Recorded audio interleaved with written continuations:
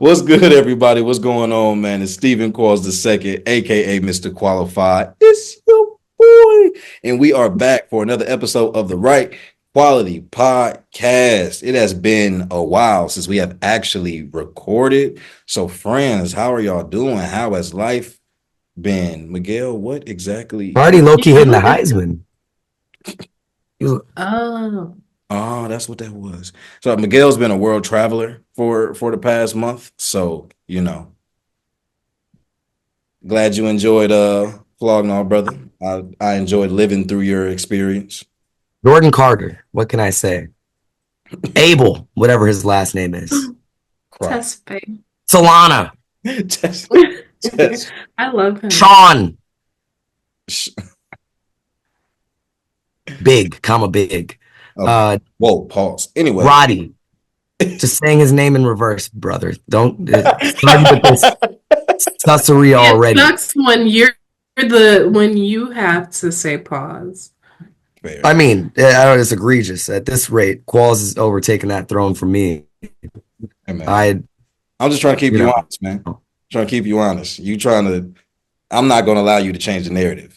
For him to say that you took the throne for him. One track mind over there. Don't worry.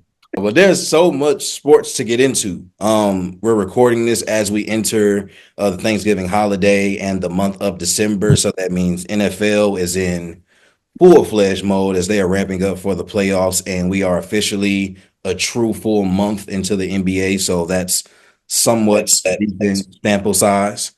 But we can start with the NFL. How are we feeling about our teams? And then we can, in general, get into how we're feeling about the NFL as a whole. Start low, go high? Sure, we can start low, go high. Oh, my God. News? What happened to your team? 6 years? Whatever. Anyway. 6 years? Wasn't enough data? 6 years, one playoff win, $150 million down the drain.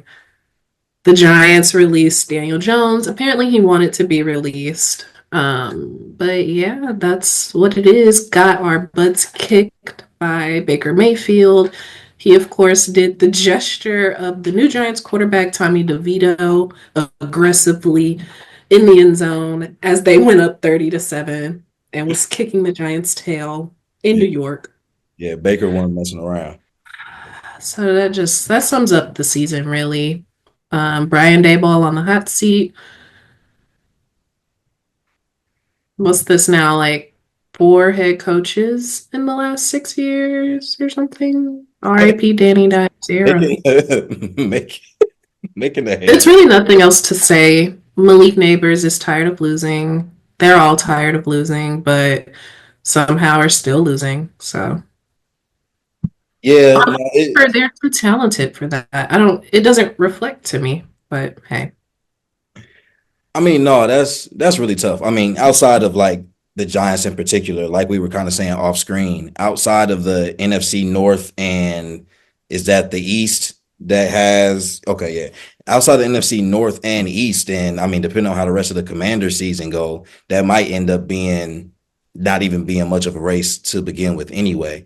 But outside of those divisions, the other two, they might have a division winner with a losing record, which isn't necessarily the most uncommon thing, but it'll be interesting to see how matchups come into play, like as we get closer to the playoffs and as people actually like clinch their seeds. But I don't know. As far as Green Bay is concerned, Gail, how you feeling about the Packers so far this season, man?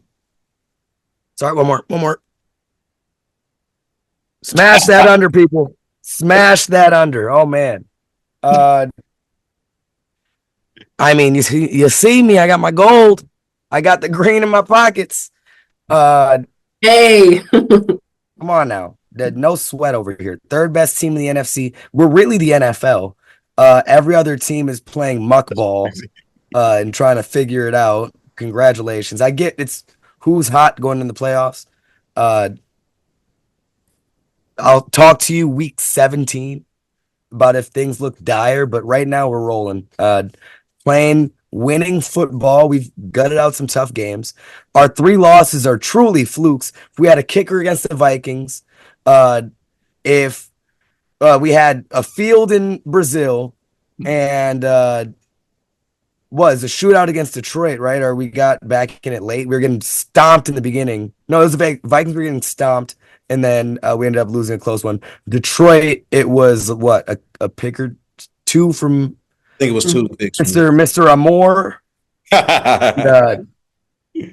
He's still getting his Brett Favre-ness out of him. He needs to load up the A-Rod a little bit more. Early A-Rod, obviously, not current Jets. Jesus Christ. But yeah, fine. I'm so being a Packers fan is so fun. I've never felt true pain besides the NFC Championship. I could be a Bears fan. The 1 week I was rooting for him. Caleb had a great game and then showed he was a rookie quarterback in the last drive where he wants to get sacked for 20 on a second and manageable instead of throwing it away. We want them to beat the Vikings, but I digress. It's the Bears. I don't care if they suck. This is what I wanted. But yeah, it's like the Vikings are fake good. Detroit we'll see in the playoffs. May the best man win. If we can get through that, see at the top. Might take a trip. Might go see Monster. Might take a trip. Might take a trip to New Orleans, baby. Might have a and a good game to watch. Listen, hey. Instead of MAGA Bowl Part 2, golly. Listen, I'll figure some things out.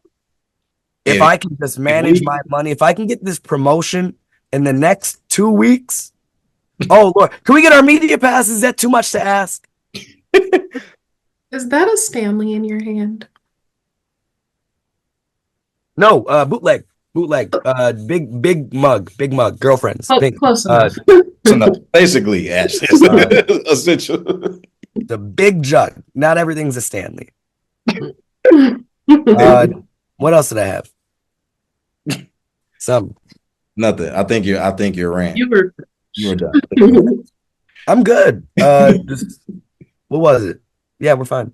It's like the Bucks. It's too early to tell, but if we get to the playoffs and we get the right matchup, bless our hearts. For the Packers, I don't think it's like too early to tell.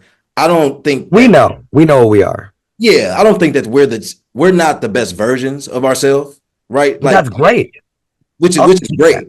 And I would also like to add that last year we caught momentum in the last half of the season and rode that momentum into the playoffs. So I think we have a lot of good habits to build on.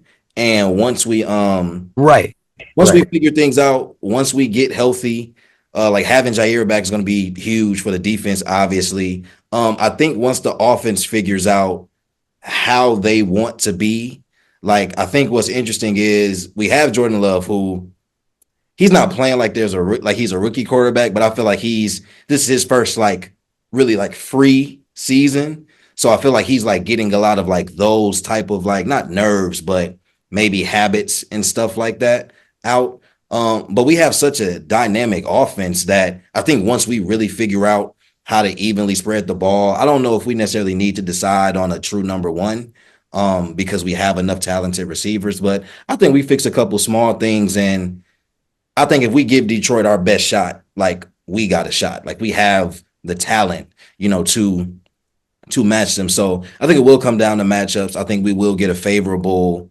wild card matchup.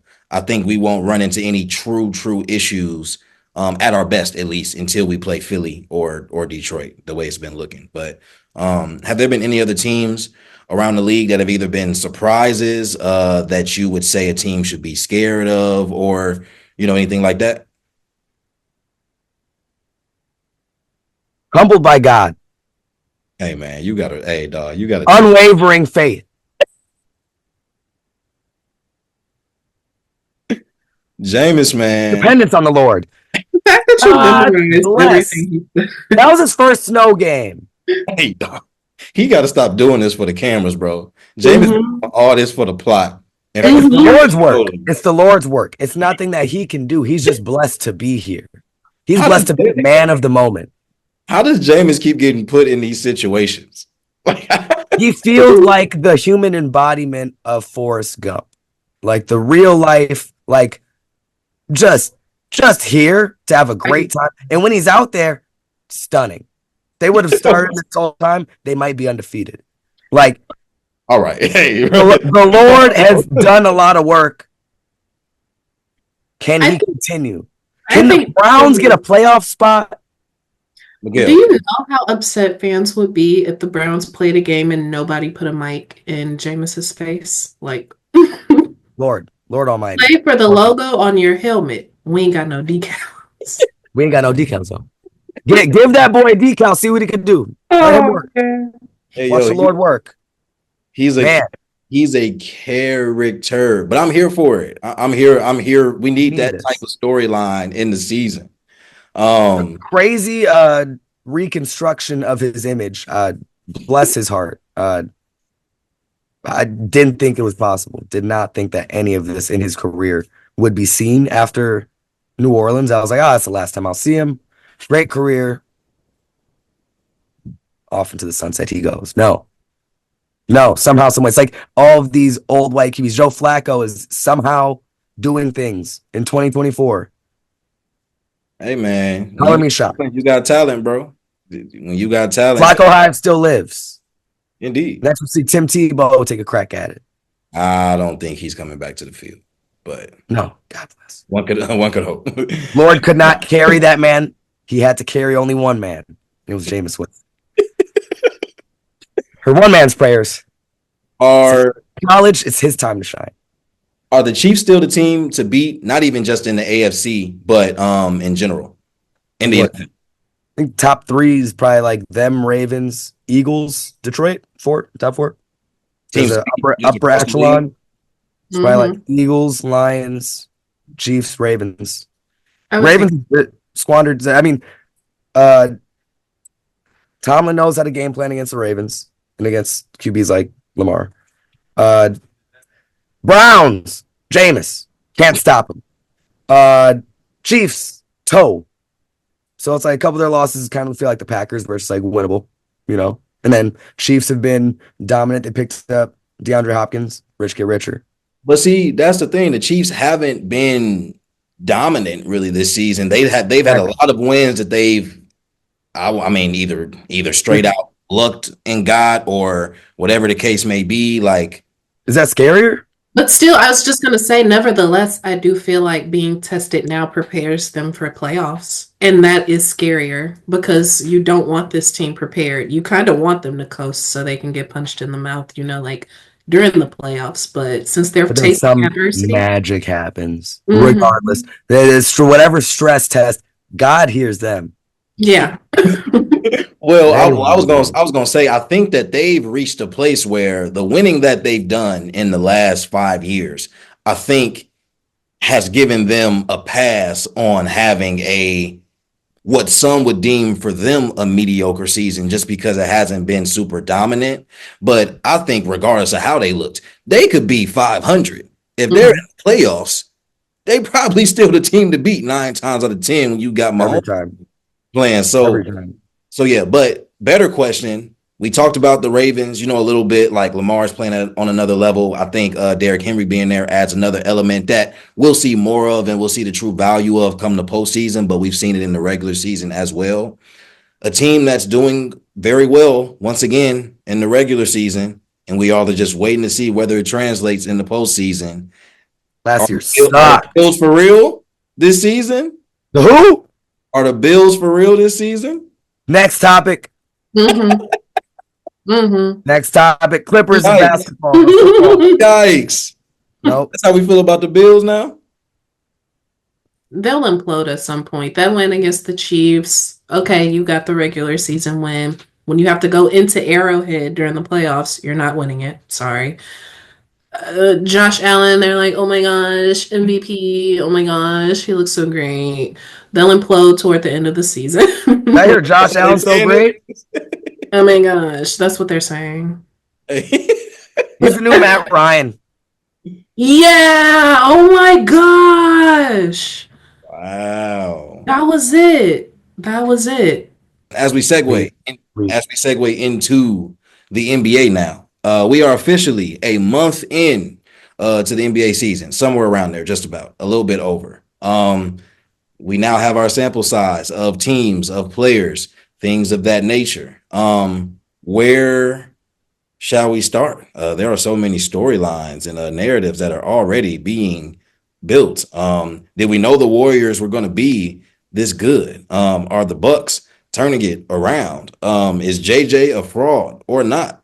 What are there's so much Are that they losing now? Are they How starting much to turn because they were like, oh, he's good?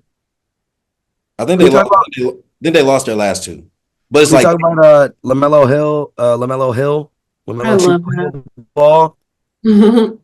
out here Melo playing Hill. just whatever. No, because he's playing like Chino Hill, LaMelo ball. He's shooting 1 foot runners from three, doing reverse drag backs in his right hand. It looks crazy, but it's functional. I think It's it's been 94 points in the last 2 games, like 44 last night or something like that. I love it. I love Sounds the about emergence.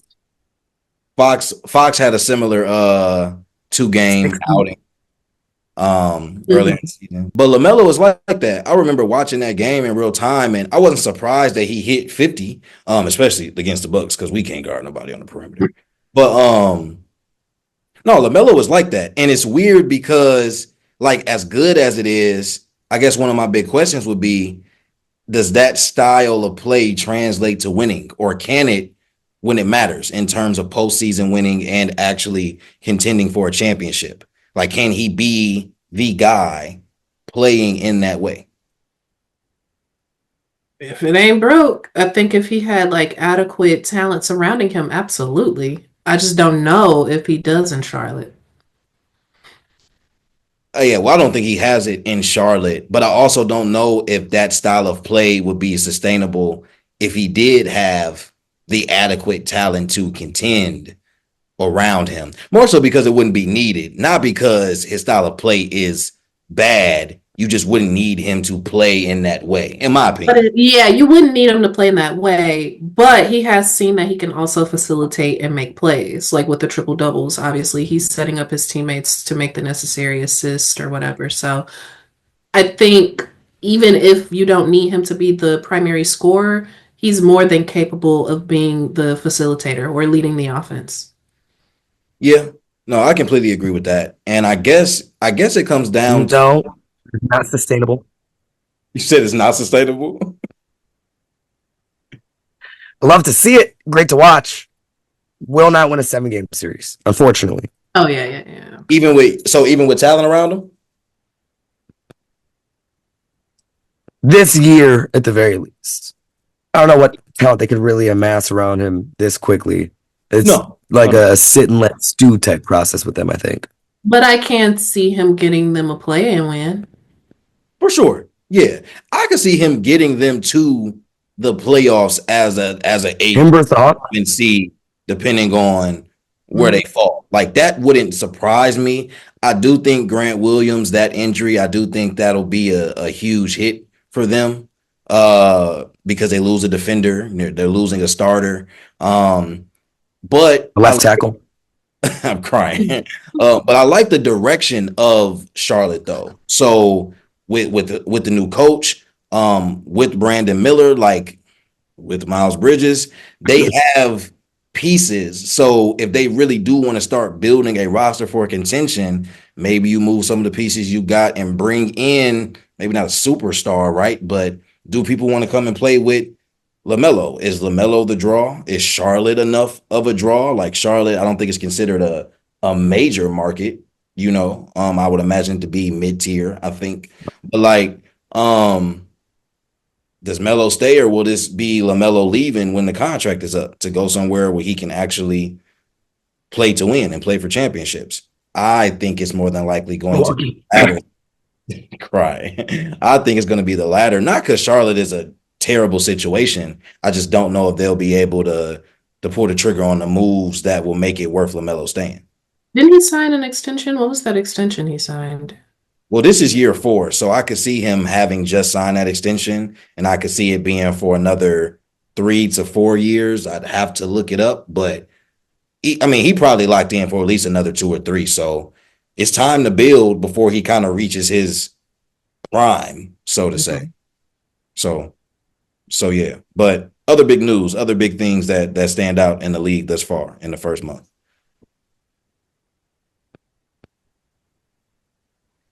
The Sixers suck. Woo! Let's talk about it. They suck.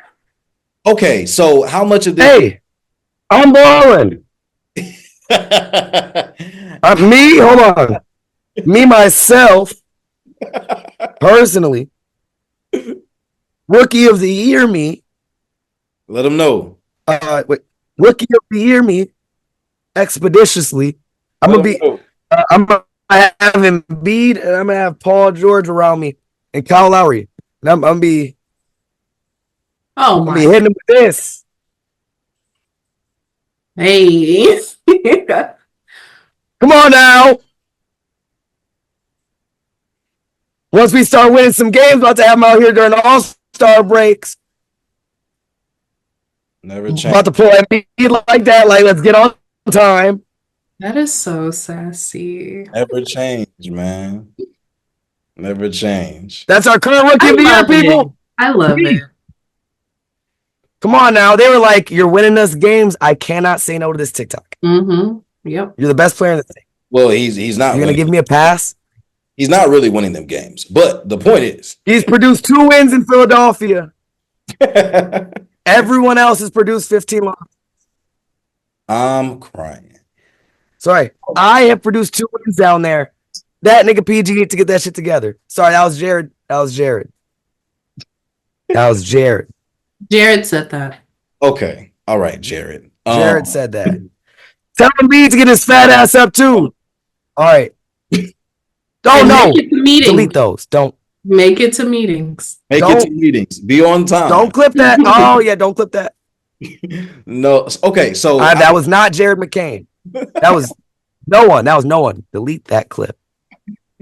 Before we get into the team meeting, one, I don't think anybody's surprised, especially given the injuries leading up to the season that we didn't expect Maxey to get injured, but I don't think we're surprised that we haven't really seen their big 3 play. Now, as unfortunate as that is, that's also what you signed up for when you paid Paul George all that money and when you paid Embiid this money, right? Like, you already knew what kind of came with that. Is it possible for them to be using the regular season to build chemistry? I mean, the luxury they have is that they're in the East, and winning 7 out of 8 or winning 8 out of 10 through a certain stretch can push you about 5 or 6 spots, because everybody after about the 5th or 6th seed is under 500 anyway. So as long as you kind of teetering 500, you in the race, or could be in the race. Can they still be a playoff team this year, all things considered, without their season that's went so far? Yes, but after a certain point, they're playing with fire. Because if you're in that 7-8 seed and you run up on Boston, and there's no telling how much better Milwaukee gets too. So I wouldn't rest my hat on, we're in the East. It's easy for us to get a playoff spot. No. Hey. Like, those mid-level teams are getting better. Exactly, yeah. Orlando. You don't want to face Orlando. Yeah. How they're playing right now? Yeah. No, Orlando looks damn good.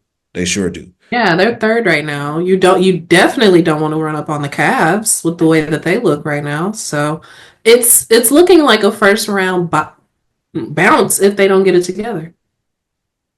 Yeah, I'd agree. I don't see, even if they get healthy, even if they get some continuity, at this point, it just doesn't seem like they are bought in. And that's where I feel like the team meeting comes into play, because if you're talking about players not knowing what they're doing, if you're talking about players having to remind your superstar to be on time, like, this is tough. And granted, these things can be turned around. Like, NBA season is long, right? I saw a clip about Wendy talking about this. Like, there's so much time, like, in an NBA game, in an NBA season, in a playoff series. Like, there's always time. So could they theoretically turn it around? Sure, right? But there's just too many variables that we kind of have evidence on that point to them not having enough to get over whatever you consider their hump to be.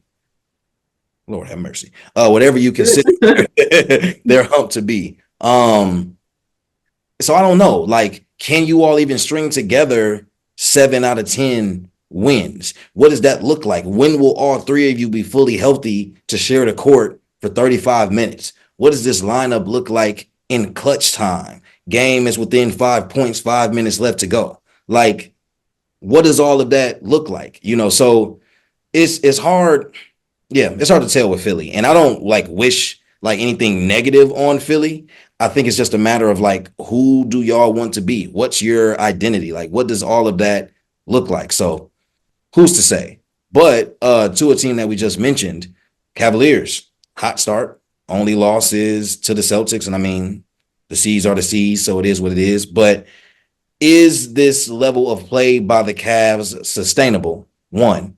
And then 2, how legit are they this year from the standpoint of how far can this team go with the way that they're playing? Man, I'm gonna be honest. They look good. This new head coach, Atkinson, whatever his last name is, he has them looking like a machine. No, seriously, Ty Jerome should not be balling the way he's balling. Darius Garland, I didn't know he could take it up a notch, but he's playing like a pure PG, and it's just allowing Donovan to do so much more. I like what I see, and it looks like it is sustainable. They don't look tired, they don't look like they've fallen off, and I know it's still early in the season, but 15, that's a lot of games. Like you said, we're almost a quarter through the season. They're still balling. So I do feel like Cleveland can keep it going. No, and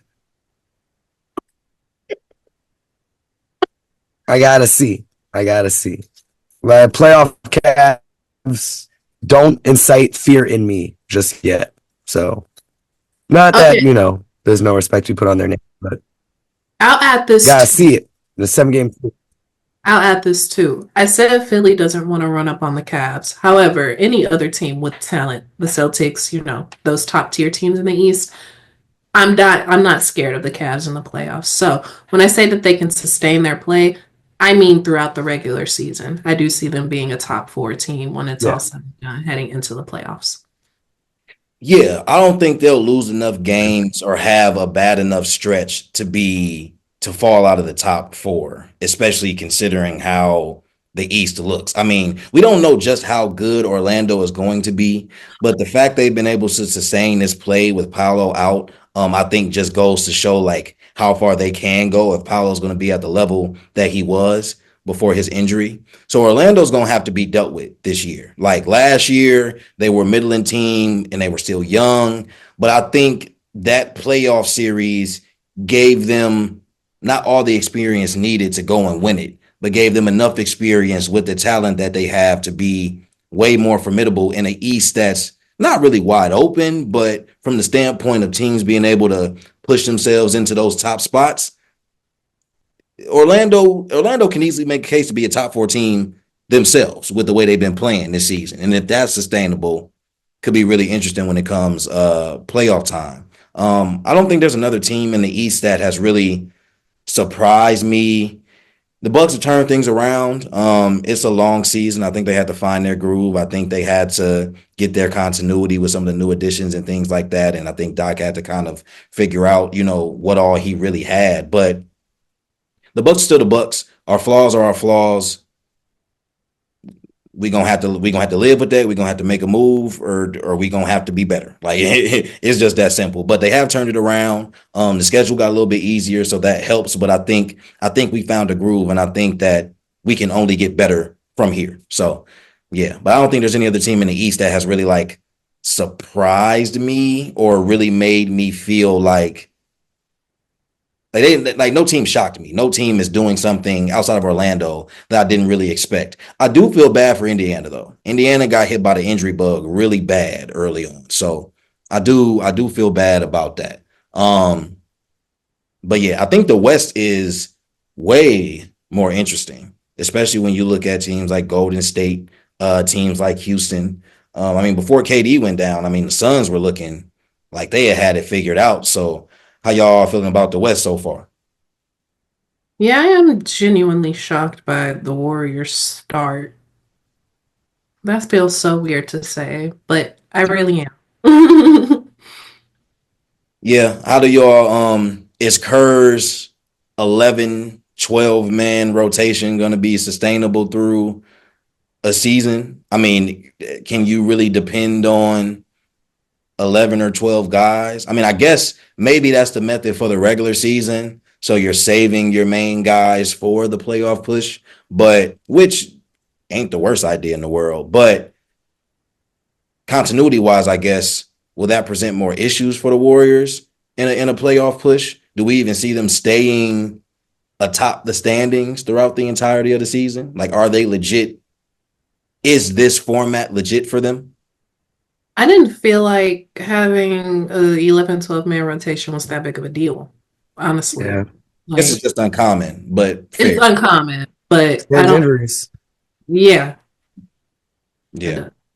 So that's fair. I mean, can they stay in the top three, top four?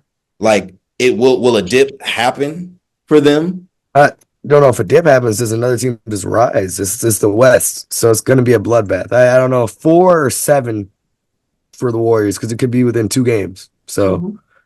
you know they could be on the front half of that 4 easily. Could they be on the back half of it? Absolutely. Just gotta see who's got the record.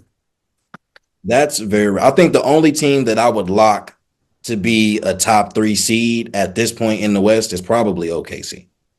It's probably the Yeah. only team I would lock as a top three seed for sure. Every other team kind of depends on who playing well, when, and what things look like as we after All Star break, basically. Yeah. But a team to look out for and a team that is knocking on the door of not contention per se, but I mean they're not super far off.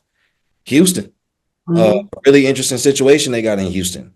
A lot of talent, a lot of young talent. What should they do?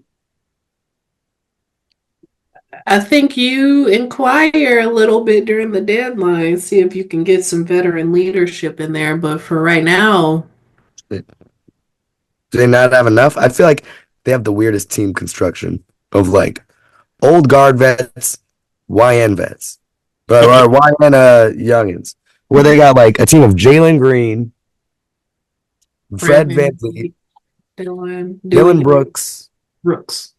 Where did Gabriel go? Thompson, Reed Shepard. The West is a legit bloodbath.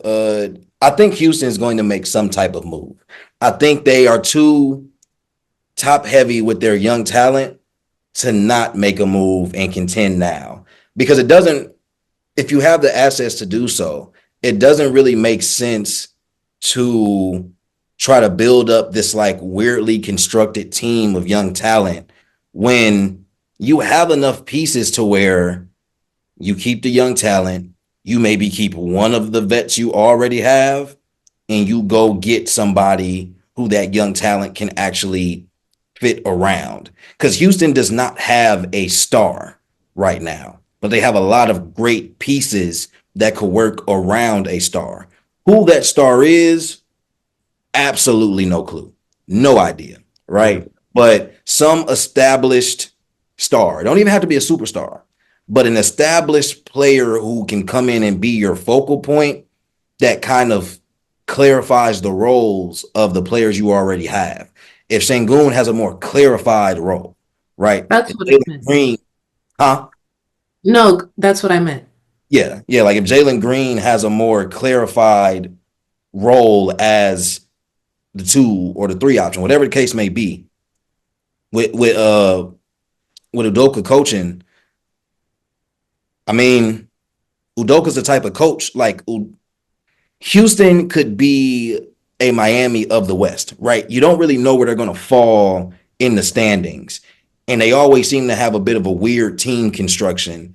But because of how well they're coached and because of the type of talent they do have, they still can be relatively dangerous. Now, they don't have a Jimmy type player that can kind of take them over the top to win a playoff series, but I think they're about 2 to 3 moves away, depending on what the moves are. So West can get really interesting with that. Memphis, I want to like root for in some capacity, but I don't know what their ceiling is anymore. I don't know where Ja takes you now. And not that I don't think that Ja takes you anywhere.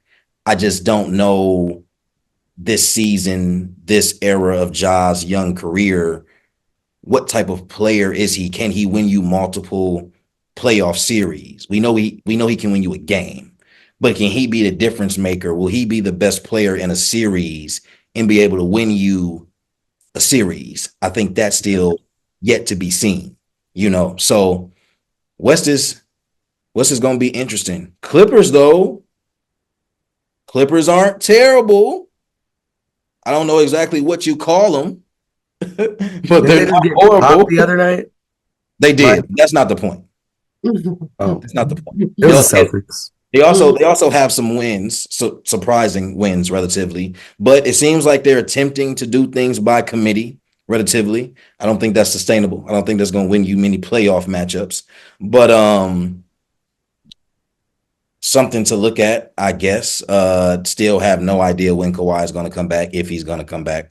But Harden, at least, is second all time in 3-point makes, and he considers himself first because Steph doesn't. Which I would feel the same way. But does that milestone mean anything, Miguel? I don't even want to ask you because I know where you stand on Harden. Clearly, I was gonna say no either way because it's gonna be gone in the next 5 years, 5 to 10. Dang, can somebody catch up to him? All of these, everyone is shooting more than like 5 threes a game. There was statistically, there was like maybe like 5 guys that shot 5 threes a game. Now we got like 24. So someone's gonna break it into like 5 to 10. It's gonna be like Klingen or oh my god, somebody. But also, just because there's a higher volume of shots being taken from 3 doesn't mean that people are making them at the same clip. And also, you got to think like Harden has had Harden, this is what, a 15-year career? And Harden was notoriously shooting an absurd amount of threes before that was even really a thing. So I think him being second isn't necessarily a small feat, and I don't think that many people are close or are going to pass him anytime soon. I don't think it'll be 5 years. I think it'll be a little bit longer before we potentially see it eclipsed, but we shall see. LeBron, year 42. Now, if LeBron plays long enough, who knows? Especially the way he's shooting. He's actually not that far behind. I don't hate him. I don't hate LeBron. But I hate that he's like, I'm not going to go to the wheels fall off. Please try. Please. What? Please. You could just literally sit out and camp threes and play stretch 5 for the rest of your career, Bron, till 50. Be the first player to touch 50 and average 25, 6, and 6. Why? Please try it, Bron. Yeah, what's the point? He wouldn't really have to do much. He would really just walk down, pop a 3, go back down, can't paint, take a charge. He could be the Ersan Ilyasova of the Lakers. Try it, bro. Take a charge tonight, hit 4 threes a game, retire a legend, even though you already are. Please. Please. Is this all so Harden doesn't stay number 2 on the list? Yeah. Oh my God. Please. You're our only hope right now. I need this 5 years. At least 5 years. Give me 45. He could turn 47 and become the 47th president. All right. So now I don't even know where that came from. That's a campaign. 47 on 47. I don't know what these questions are called. They're just rapid fire. I don't think they're going to be rapid fire answers, but there's just questions that are based around things I've noticed in the first rapid fire answer. Sure, Miguel, give us the rapid fire answer. So I'm watching games and I'm seeing how Cleveland is playing. I'm seeing how Donovan Mitchell is playing. I think everybody has respected Donovan Mitchell as a star. If somebody called him a superstar, I wouldn't necessarily try that hard to argue, but depends on the conversation. Star nonetheless. How far is Donovan Mitchell as a player behind Jaylen Brown? Yeah, this isn't rapid fire. Not far. Yeah, not far at all. Okay. How far is Jaylen Brown behind Jason Tatum? Not far. Ashley's funny. Ashley Equal. said, well, Comment. if you ask me, If you ask I me. but okay, but nobody puts Jaylen Brown in their top 10 players in the NBA. If you're making that list, nobody does that, right? So then where does he fall? Is he 11 to 15? Is he Let's talk 20? about why we don't do that though. Great question. Is it because his 25 points are a lot quieter than Jason's? His game doesn't look as smooth as Jason's? Could be. It could be that I think that might be the symptom of it not being his team. And also you got to think there are a lot of people in Boston putting up some like them their top three. So when you go Tatum, Brown, Porzingis, and then even the way Derek White's been playing this year in particular, it's kind of like they all have some numbers that are like, if these were numbers on any other team, we'd be looking at these players completely differently.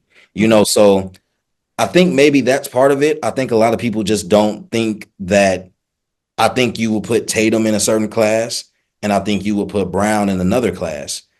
I don't know how much of that has to do with whose game is better or worse, but I think that's kind of what it comes down to, because I do think that Tatum and Brown are in different classes.